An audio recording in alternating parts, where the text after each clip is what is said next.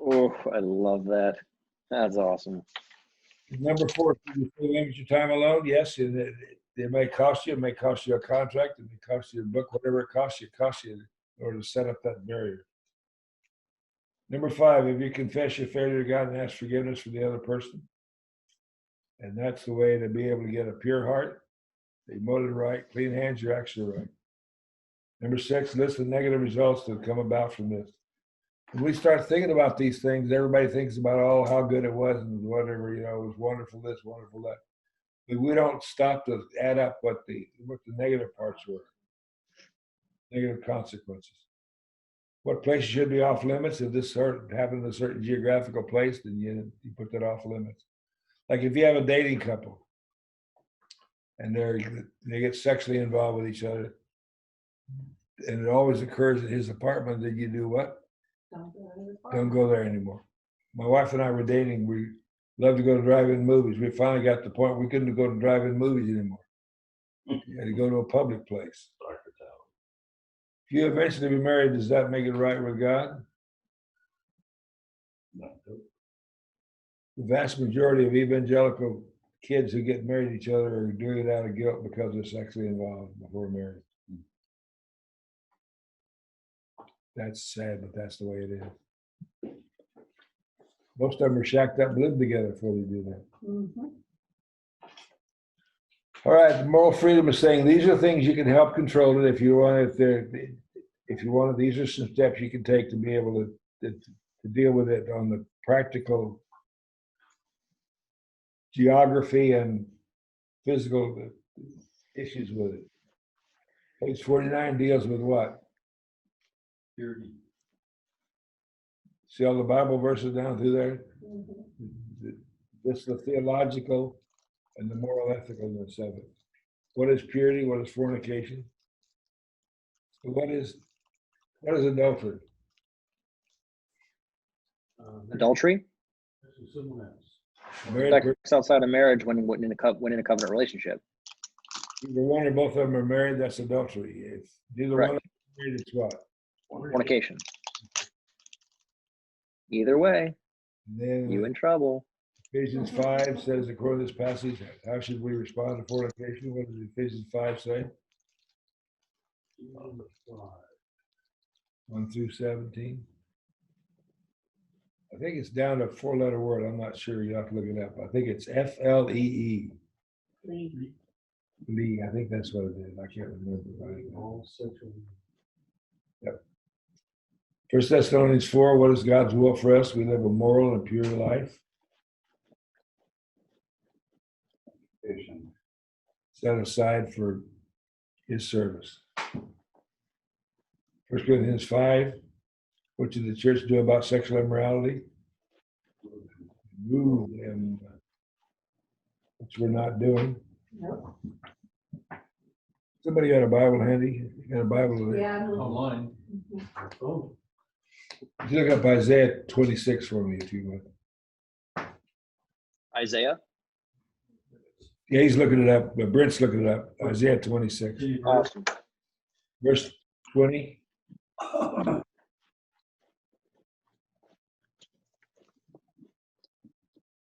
my people, enter your room and shut the doors behind you. Hide yourself for a little while until this wrath has passed by. Quarantine. Read it again for the word quarantine. Go, my people, enter your rooms and shut the doors behind you. Hide yourself for a little while until his wrath has passed by. Quarantine. All right, read 21. See, the Lord is coming out to his dwelling to punish the people of the earth for their sins. The earth will disclose the blood shed upon her. She will conceal her slain no more. Abortion. How many people are going to die from this flu? Million. 70, 80,000 in the U.S. We're already over that. How many abortions were there last year in 2019? 600,000 abortions. Wow. In the quarantine, they shut down. Churches can't meet, but what?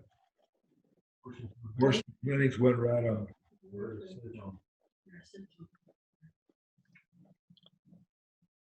Isn't that amazing? says the blood of the innocents will cry out to God from the ground, and God will have no more of it.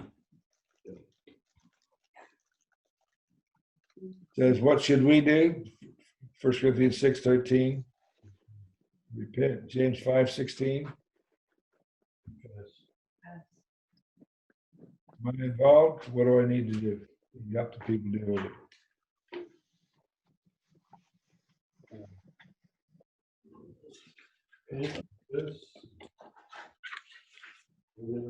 Yep.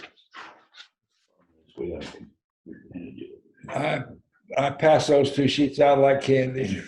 I bet you do. All right, number 50.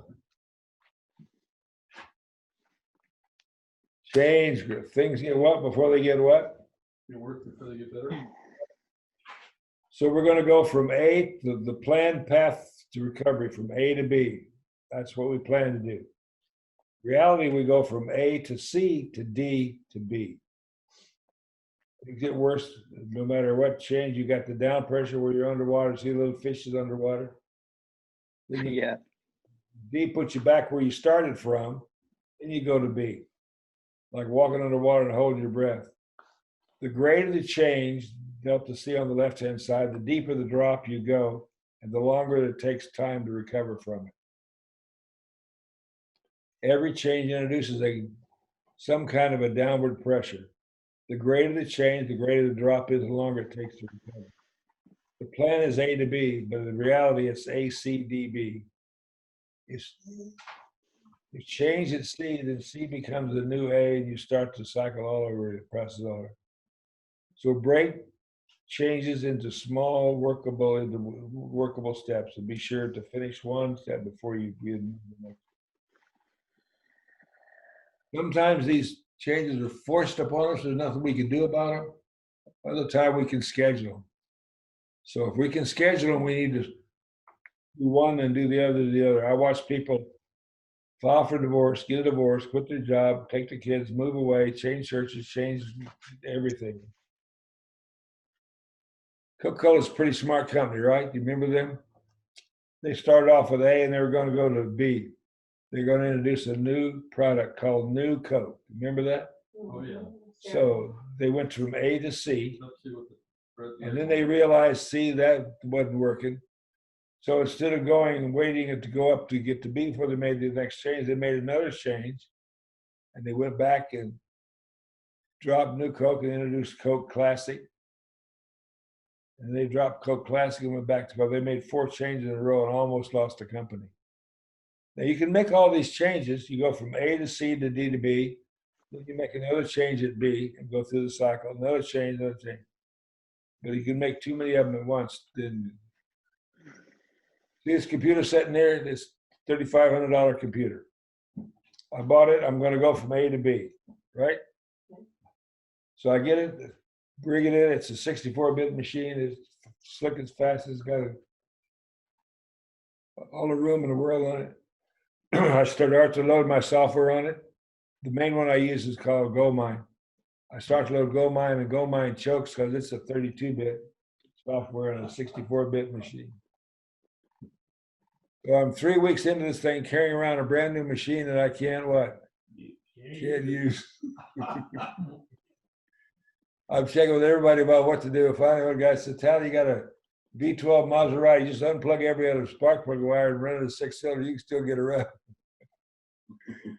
So I had to go find an operating system that was 32-bit, erase this one, reinstall a 32-bit machine, 32-bit operating system, load my GoMine, and away I worked, but it worked at half speed. And so, but I got to B, but I was running at half speed. Then my buddy said, "Oh, did you see the upgrade on GoMine? They're doing 64-bit now." So about a month later, I get a 64-bit machine just upgrade, right? No.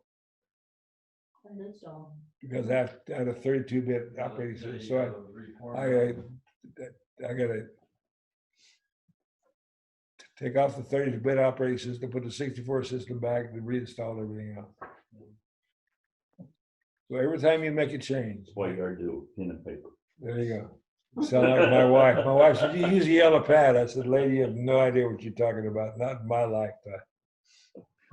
Dr. Talley's famous words. Are we having fun yet? So I'm living with this. On April 1st, I closed my office. So I went from A to C. Then I moved my practice to the internet. I went from C down further. And now I got everybody moved out of my office onto the internet. Now I'm going to make another move and put everybody out of my practice into the platform. But as long as I'm aware that I'm doing these things and the consequences of them, and I'm working them off one at a time, it's the freakiest thing to sit here. I've had an office for 50 years. I don't have an office now. And the things I gathered around me to operate, I have everything in my office, all the little cubby holes. Well, I need this form, I need that form. Well, I'm sitting in a coffee shop using my computer because all my clients are on the internet. And I don't have what? Form. See, if I'm sitting in my office and you want a purity form, I know where it's at. I have them pre-printed out and hand them to you. Now here I'm sitting here and I can't what? Find it.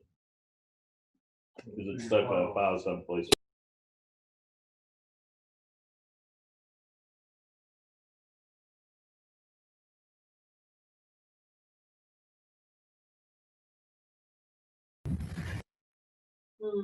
So you have to be aware of this thing. This will eat your lunch. So how do we slow this down? Turn to page 51. This is how we slow this thing down. This is known in management fields as a Franklin chart. Supposedly Ben Franklin developed it. I don't know, but anyway, I've developed my own variation of it. So the way you have to see it, decision square, write down the question. Instead of making a decision, we want them to write the decision down. So, do I close my office? That'd be my decision. Question. If the answer is yes, what's the positive? Fewer people in my house. I don't have to. I'm not stuck in a geographical location. I could wear it. Let's see, who's the oldest guy in here besides me? That'd be you. What's a zoot suit? What's a zoot suit, Jim? Anybody know what a zoot suit is? Anybody know? It's shirt and tie from waist up. No, that's another zoot, Z-O-O-T. You know what a flapper is from the 1920s? It's a dress. That's the female. The zoot suit was the male version of the flapper in the 1920s. Flashy, wide lapels, narrow pants.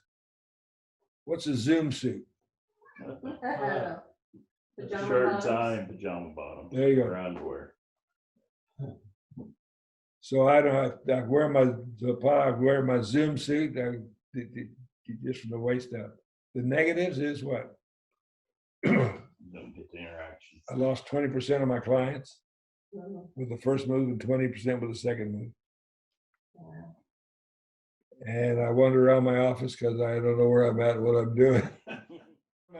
Back to page 51, we're going to review again the change curve on 50.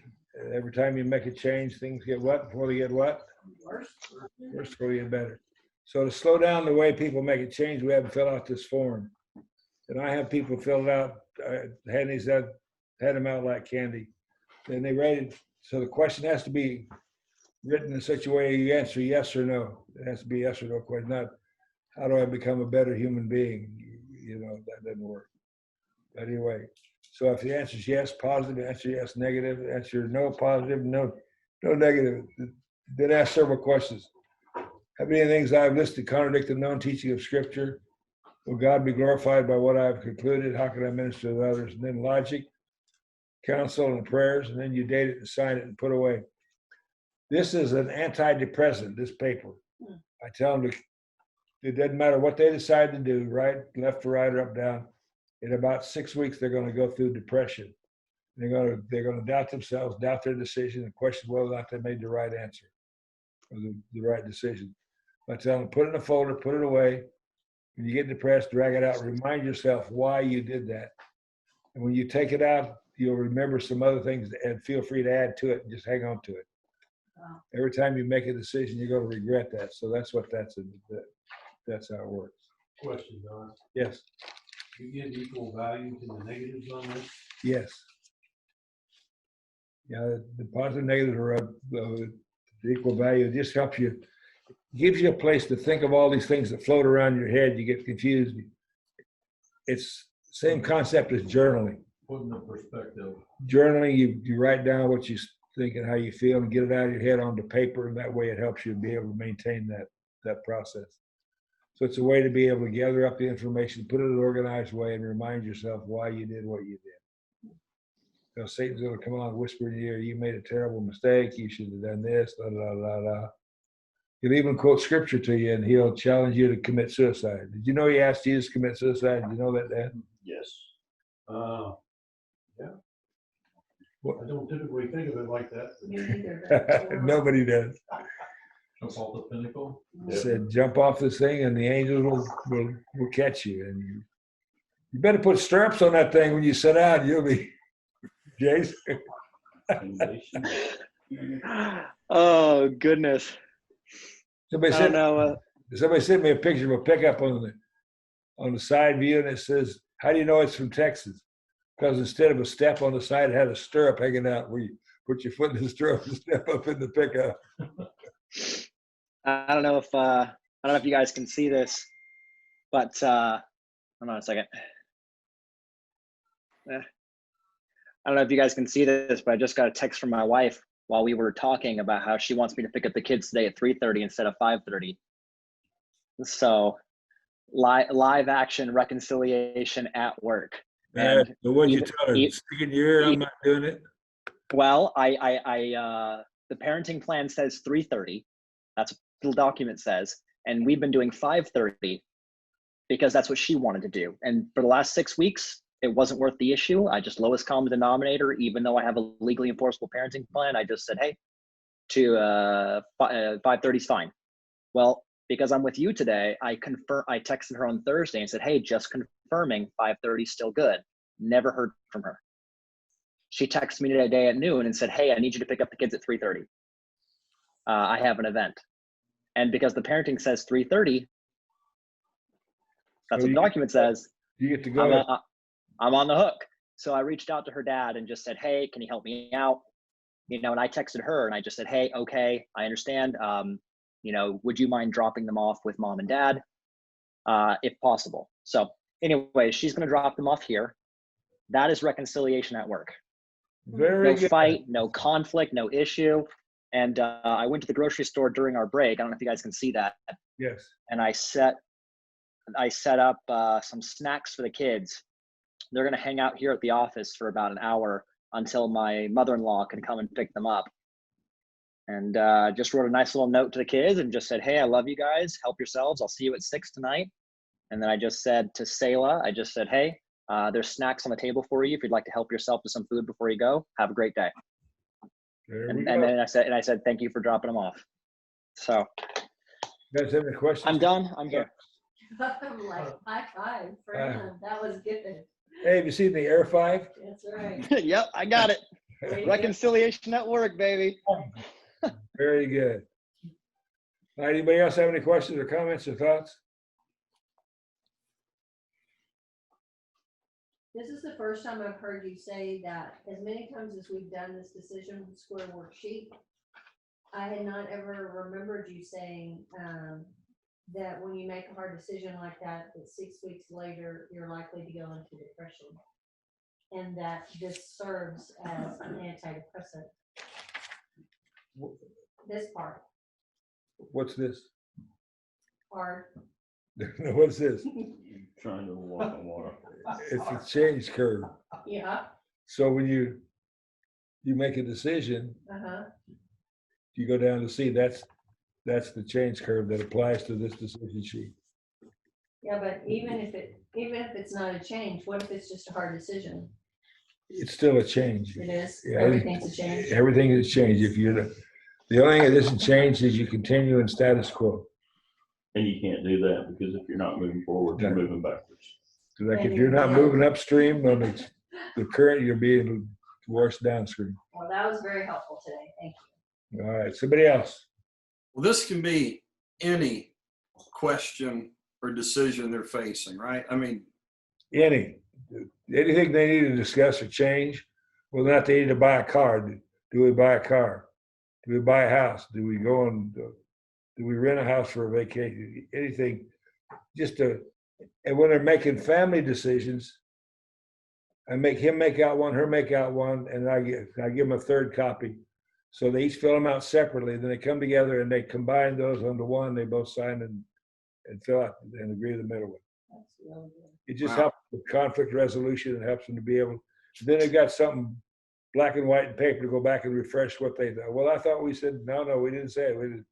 Oh, we agreed. No, we didn't. So It's actually easier in business when I analyze business structure, we would use what's called a SWOT analysis: strength, weakness, opportunity, and threat. And that's kind of the same. The yeses are strength and weakness, and the no is the opportunity and threat. there you go. So this is easier to understand because some people see the big words, and it's hard to fill out. But the Yeah. yes, no's are pretty easy, and the positive, negative, I Yeah. like that. So anyway, that's a very helpful tool for me. Chooser or loser? It's written by a guy named Brian Rees. I had one creative thought in my life, and it died of loneliness. Everything else I have is second level thinking I stole from somebody else. So what do we call that when you take somebody else's stuff? Plagiarism? Plagiarism, listen to this, really important. Plagiarism is when you steal from one. Creativity is when you steal from two, and scholarship is when you steal from three or more. Yeah. and in the corporate world, we would call it a leverage. It's never a plagiarism nor a theft. It's leverage. In the Bible world, we have a Bible verse for that out of Ecclesiastes. Did you know that? Nothing new under the And sun. there you go, John, say it. Nothing new under the sun. And the writing of books, there is no end. Ecclesiastes. So anyway, she wrote a really good thing about helping a guy understand how important his wife is to him, that he has to volitionally make a choice to choose her and to keep her. I have another form that I use that goes along with it. It's called the 7-Cal woman, or 7-Cal bride. Have any of you guys read that one? Mm. Send me a what? Email. I have to send you another one now, because I already sent the first one. You got the answer back on the first one? I don't know, I haven't checked. Jace, you get an answer back on the first one? The first email? Yeah. You want a copy of what? I wanted a copy of the form, how to purge the relationship. In your hand basket. Yep. Oh, I saw an email coming from you. It was sent to her and copied you, and it should be an attachment. Mhm. Love it. See, it took me about 3 years to get a paperless office, which means I turned all my paper into electronic, scanned everything electronic. I did all that. That took me the 3 years to get that done. So now I have all this stuff electronically, and now we're moving it from my system up onto the platform. So anything you need or want having to do with anything we're doing is available on the library on the platform. The platform's called Relationship Resources Group. We've grouped all this stuff together, and we're training coaches, and then we're going to be taking clients and being able to make this thing work. I'm so excited. I hurt myself. Chooser or loser, that's a good thing that I give people to read. Then the infamous what? 53. This is one of the common questions you get from people is, why are they blaming me for everything? And what happens is you put a guy on a scale, you put that sticks on it, put him on a scale, you set it to 0. So with both of them empty, he weighs 0. It's called tear weight. He does something guilty, so he gets a rock on the right. He tilts out of balance. We can't live out of balance. He either confess. 1 John 1:9 says what, Jack? We confess our sins. He is Faithful and just to forgive us. so you do guilt. You confess. You You kick the rock of guilt out, you go back to level, and the scale reads 0. If you don't want to do that, you can't live out of balance. You have to put a rock of blame on the other side. You do 5 or what is that, 6 or let's see, 4, 8. Do you do 10 guilty things? You can't live out of balance, so you have to do what? And blame things. So you have to blame her for 10 things done. So I tell her, I said, if the sun doesn't come up tomorrow morning, he will blame you for that because you have control of the universe. Right? But now what is he way down below? He's a paragraph. 20. Yeah. And he gets near to a TEB. What's a TEB? Total emotional breakdown. Somebody want to look up Daniel 4:27-37 for me? But if he repents, it goes back up to 0. Yes, if he repents and confesses it, he doesn't need to blame, so it goes back to level and goes back to 0.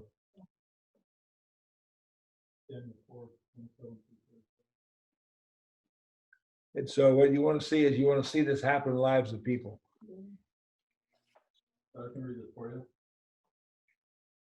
Therefore, your majesty, be pleased to accept my advice, renounce your sin by doing what is right, and your wickedness by trying to be oppressed. It may be that your prosperity will continue. You want me to read it all? Yes, 10 verses. As this happened to King Nebuchadnezzar, 12 months later, as the king was walking on the roof of the royal palace of Babylon, he said, "Is not this the great Babylon I have built as my royal residence, by my mighty power and for the glory of my majesty?" Even as the words were to the lips, a voice came from heaven. "This is what is decreed for you, King Nebuchadnezzar. Your royal authority has been taken away from you. You will be driven away from people and will live with the wild animals. You will eat grass like an ox. 7 times will pass by for you until you acknowledge that the Most High is sovereign over all kingdoms on earth and gives them to anyone he wishes." Immediately, what had been said about Nebuchadnezzar was fulfilled. He was driven away from people and ate grass like the ox. His body was drenched with the dew of heaven until his hair grew like the feathers of an eagle and his nails like a claw of a bird. At the end of that time, I, Nebuchadnezzar, raised my eyes toward heaven, and my sanity was restored. Then I praised the Most High. I honored and glorified him who lives forever. His dominion is an eternal dominion. His kingdom endureth from generation to generation. All the people of the earth are regarded as nothing. He does as he pleases with the power of heaven and the people of the earth. No one can hold back his hand or say to him, "What have you done?" At the same time that my sanity was restored, my honor and splendor were returned to me for the glory of my kingdom. My advisors and nobles sought me out, and I was restored to my throne and became even greater than before. Now I, Nebuchadnezzar, praise and exalt and glorify the King of heaven, because everything he does is right, and all his ways are right, are just.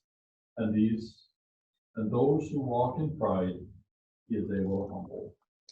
He was the most richest, powerful man in the known world at that time. He built one of the 7 wonders of the world. Anybody know what it was he built? Hanging Gardens of Babylon he built. And God broke him and put him in the field eating grass and growing hair. And then he repented, and then God what? Restored him back. And plus some. Too much pride. That's a total emotional breakdown. And I watch guys break people down like this. I've seen it. I had a single mom who I knew through Celebrate Recovery, who was in a custody battle for her kids. Very difficult situation. Won't go into the details, but his attorney was positioned to take custody back. There was nothing anybody could do about it. All he had to do was show up at court.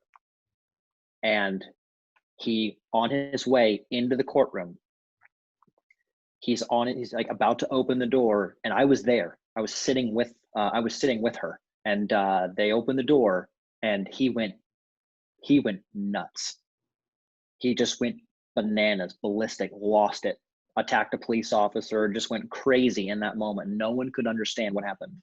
And he ended up in jail. And at that moment, the judge looked at the piece of paper and said, absolutely not.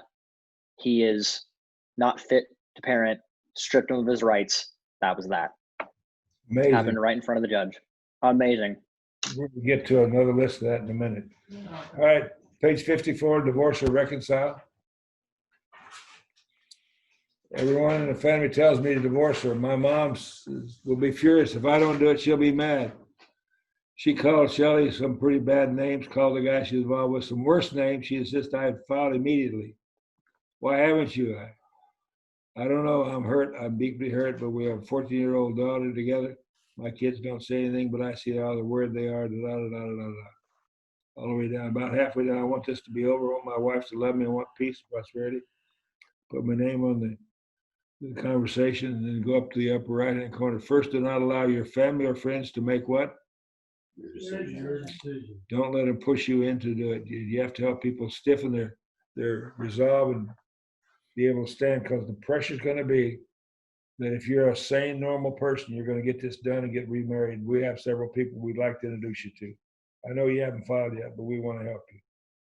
The only way you can recover is to divorce and remarry.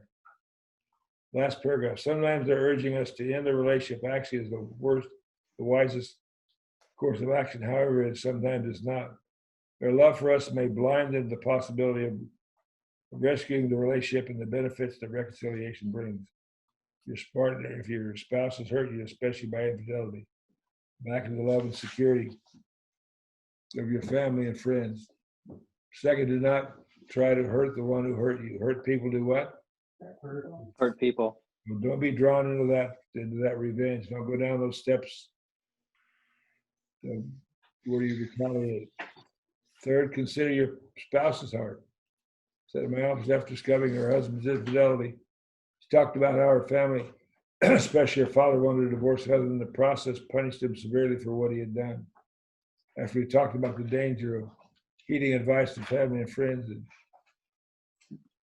the detriment to her own heart and the soul if she sought vengeance, I asked her a question. Is he a bad man who did a bad thing, or is he a good man who did a bad thing?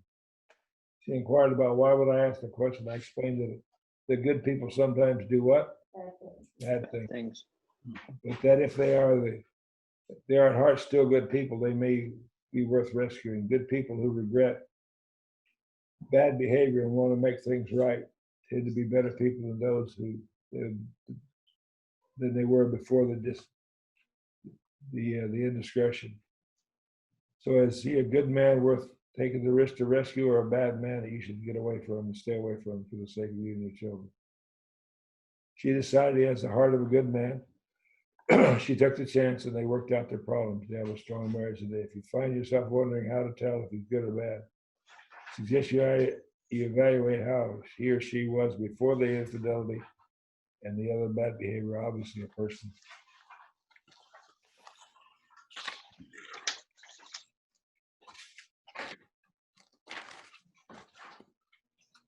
Committing adultery is not doing a good thing, though the adulterer temporarily may have been deluded by himself. However, is the heart of the adulterer actually a good person with a strong moral value? Remember the hand? You have them hold the hand up and look at the palm, and it's what's on the palm? First name. First name. When they turn, you look at the back of them, it's their what? Middle name. So you have to be careful, because if you turn once, you can turn back. If they don't turn back, you got a different problem.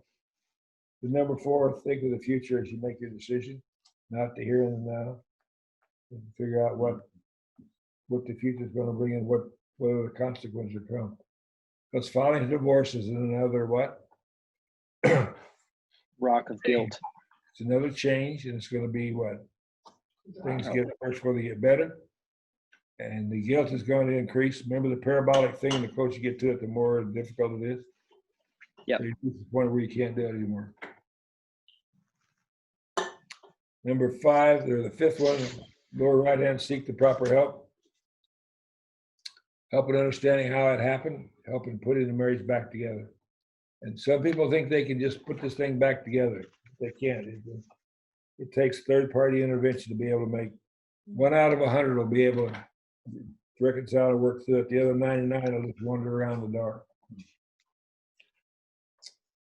Questions? You have to help people walk through these issues.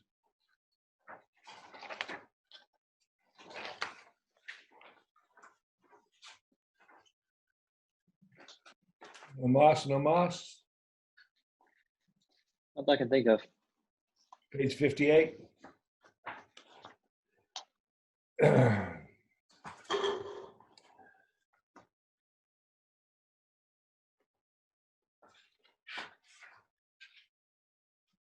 Men look at this thing and they see where the rebuilding has to start. Men look at this thing and they have no comprehension about where the rebuilding has to start. So you have a 2-story building and you tear the bottom story out. If you don't prop it up, what'll happen? It'll fall, collapse. So guys, they go through a separation for a few months. They just want to get back to the home, get back in the house, get back in bed, have sex, and everything will go away and be fixed. Women can't do that. They have to go back through the 4 steps. The 4 steps are friendship, acquaintance, casual, close under friendship. They want to rebuild a friendship. Then you got friendship, physical, emotional, and sexual. Those are the 4 levels of the relationship as they grow and develop. Say those again, friendship? That book, Too Close, Too Soon, has those charts in it. I remember it, but I just want And to know. The 4 levels for friendship are acquaintance, casual, close, and intimate for friendship. Those are the 4 levels. And then that's friendship. Then the relationship starts at friendship and goes to, for women, it goes friendship, emotional, physical, and sexual. As the relationship goes up. For men, it goes friendship, physical, emotional, and sexual. So those 2 are twisted. Their orders change. They're in reverse. So a woman comes into the relationship, and the first thing she does after friendship is make an emotional commitment to him. Then it's physical, and then it's sexual. First thing the man makes a commitment to is friendship, and then what? Physical. He gets his hand on her. He wants to be able to. As soon as he gets his hands on her, start kissing and hugging her, her physical is all the way up to 3. So she says, have you ever thought about getting married? And he's at 2, she's at 3. She's overly committed to him. The worst thing,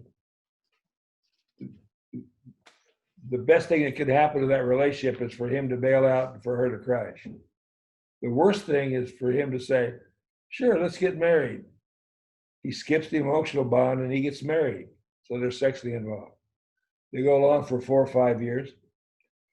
They got 2 kids, everything's going along. And then one day they hire a new gal at work and he goes, takes her to lunch and explains how the office works. And then 2 days later, they're sexually involved. Now, you would think with 2 kids and say 10 years of marriage, that bond would be strong enough so when a woman pulled on it, it would break between the affair partner and the spouse. But it doesn't. It pulls the spouses apart. And the reason is this woman on the outside was able to attach herself to his emotional commitment, which he never made to his wife. And this is the first time he's been emotionally connected to a woman. So when it pulls, it breaks at that point. And it took me a long time to figure out why in the world, how that can possibly be. But if he'd never made an emotional commitment. Now, if he goes through all 4 of them, they go through it together and he's emotionally bonded to his wife, we don't have that problem. See, If you can take a second here, I'm still thinking back on this divorce or reconcile. And you know these people I'm talking about, or at least one of them. They got married after they dated a very, very short time. They will later admit, we're not friends at all. Right. They did this, we're at acquaintance level at best. Like you've been married 16 years, and that's where they are. And the divorce or reconcile, now what I'm getting is it wouldn't be worse for our kids if we divorce because all we're doing is arguing anyway. They argue because they're not friends. That's right. How do you get them unstuck from that to understand you've got to become friends or this divorce or reconcile is kind of a meaningless exercise until there's a friendship. Men have no consideration for friendship. They just want to get back into physical and the sexual. That's all they care about. So the trouble lies with the guy. I help people understand that friendship is to a marriage what the safety net is to a high flyer on a trapeze. You don't need it until what? Until you need it. Fall. What goes wrong till you fall? The safety net catches you. The friendship catches you. If you don't have the friendship, you hit the ground and things hurt really bad. Yep. That's what happened to me. The only thing worse than the wishing you had, the only thing worse than the waiting is wishing you'd waited and not done it. So Dan, what do pistols and parachutes have in common?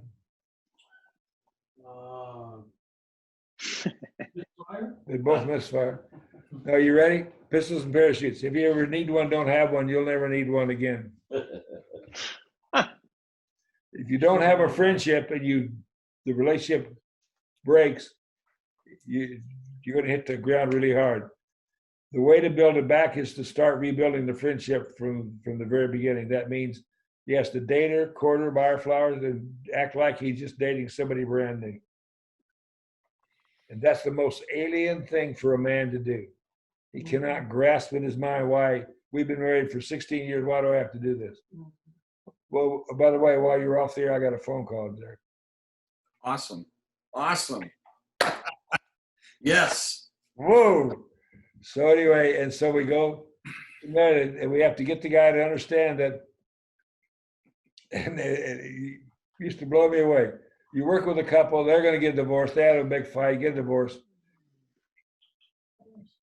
He gets a divorce. The first thing he does is what? Gets a haircut, buys him a new suit,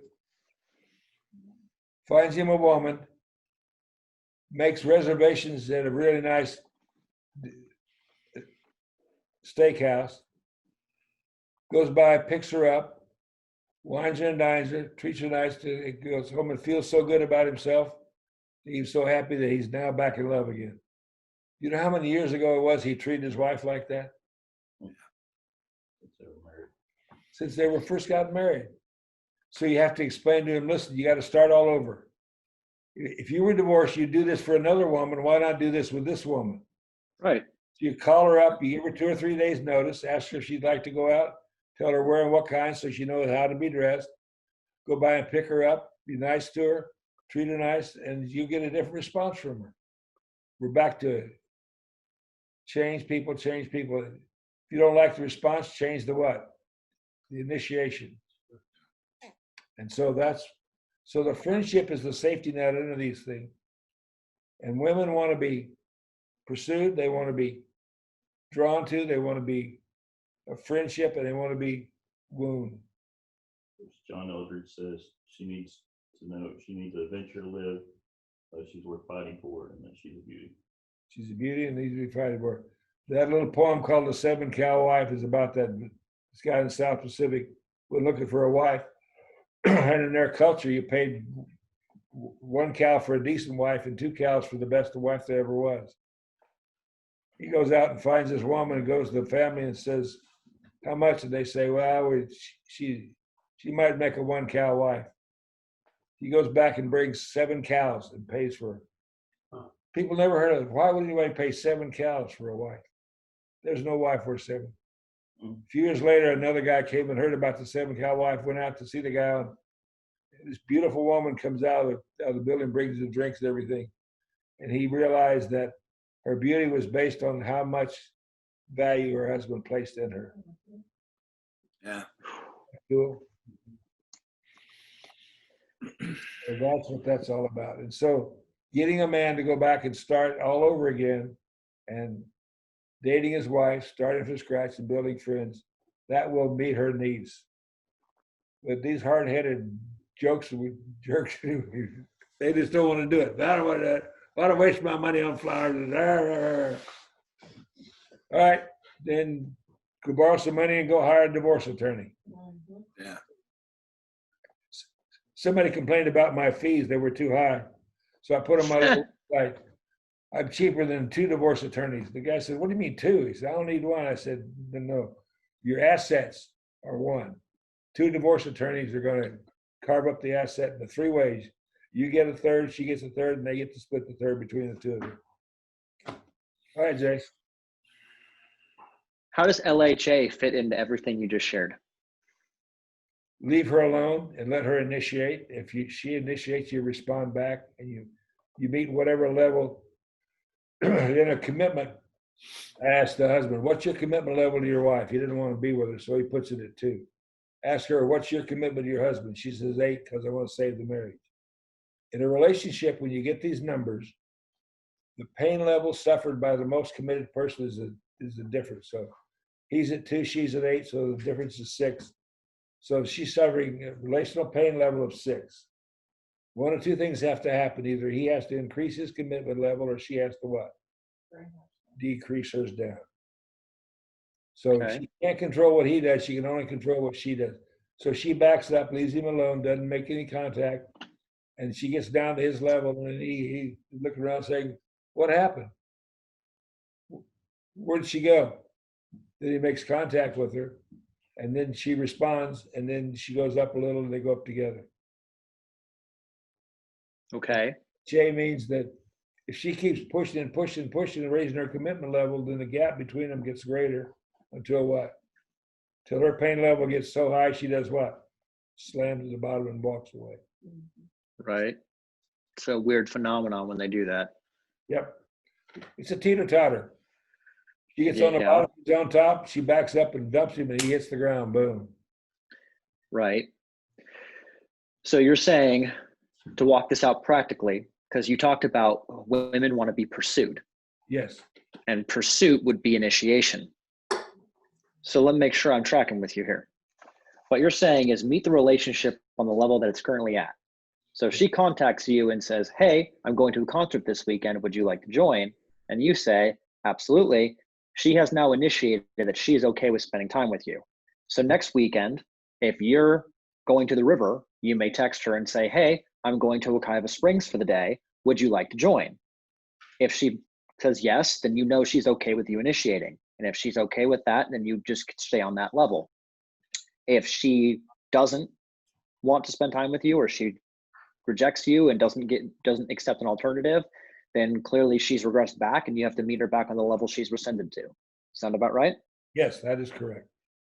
And she may go up or down. She may, if the affair partner has his kids every other weekend, then on the alternate weekend, she'll bounce back and forth to the relationship. So she'll bounce between them.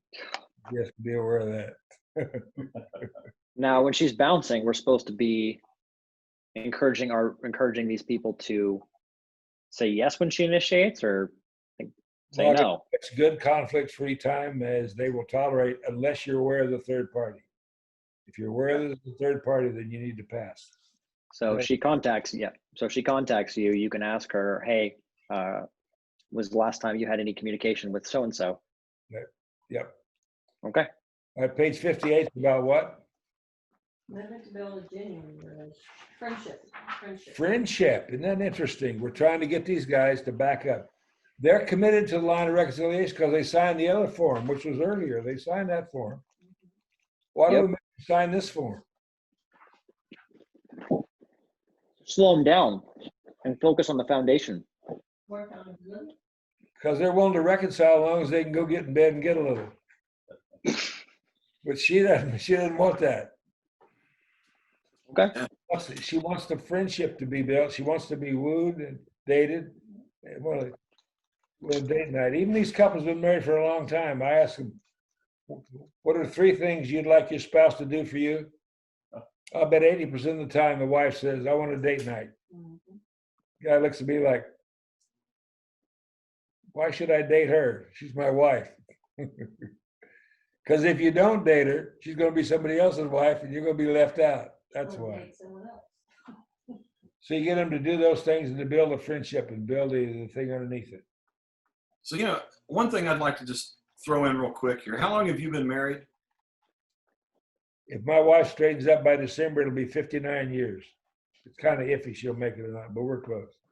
So here's the thing I think some of these guys need to hear. When do you quit showing your wife that you're romantic that you care and that she matters. Because, you know, at 30, and Sherry and I got to be careful about this. Sometimes I'll go a while and go, man, it's been a while since I've done any active service.